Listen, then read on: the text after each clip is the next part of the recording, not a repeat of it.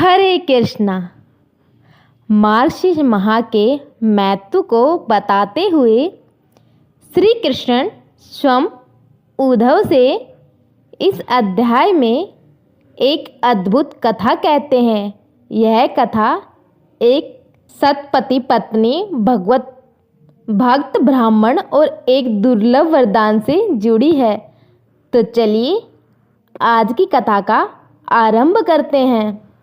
प्राचीन काल में धर्मनगर नाम का एक पवित्र नगर था। उस नगर में हरिदत्त नाम का एक अत्यंत दयालु, सदाचारी और भगवान विष्णु का अनन्य भक्त ब्राह्मण रहता था। उसकी पत्नी सुभद्रा भी अत्यंत सती, सेवाभावी और पूजा पाठ में तत्पर रहती थी।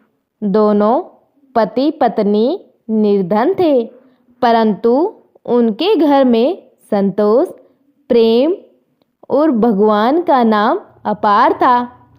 हरिदत्त प्रतिदिन प्रभु का स्मरण करता था, तुलसी को जल देता, मार्गशीर्ष माह के विशेष व्रत और पूजन करता। उसकी पत्नी सुभद्रा भी पूरे मन से उसका साथ देती। समय बीता, मार्गशीर्ष माह का आगमन हुआ। इसी बीच हरिदत्त बुरी तरह बीमार पड़ गया। कई दिनों तक वह बिस्तर पर रहा। उसकी सेवा से उसकी पत्नी दिन रात लगी रहती, परंतु घर में न अन्न था और न धन। उसी समय मार्गशीर्ष के शुक्ल पक्ष की एकादशी का पावन दिन आया। सुभद्रा सोच में पड़ गई, मैं व्रत करूं या बीमार पति की सेवा, दोनों में कौन सा धर्म बड़ा है। तभी उसके हृदय में एक दिव्य विचार उत्पन्न हुआ। यदि मैं भगवान के लिए व्रत करूंगी तो प्रभु स्वयं मेरे पति की रक्षा करेंगे। पत्नी ने मार्गशीर्ष व्रत आरंभ किया। वह भूखी प्यासी रहकर भगवान श्री कृष्ण का स्मरण करती रही। रात में दीप जलाकर उसने प्रभु से निवेदन किया, हे नाथ, मेरे पति की रक्षा करें और हमारे घर में सुख शांति लौटाएं। उसकी प्रार्थना सुनकर उसे एक क्षण ऐसा लगा मानो कोई दिव्य प्रकाश उसकी कुटिया में फैल गया हो। अगली सुबह जब सुभद्रा जागी तो उसने देखा हरिदत्त के शरीर में ताप उतर चुका था।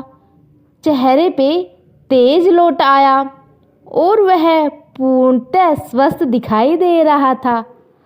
हरिदत्त ने आश्चर्य से पूछा, सुभद्रे, रात में मुझे ऐसा लग रहा था जैसे कोई सुंदर स्वर कह रहा हो कि तुम्हारी पत्नी का व्रत स्वीकार हुआ, तुम स्वस्थ हो जाओगे।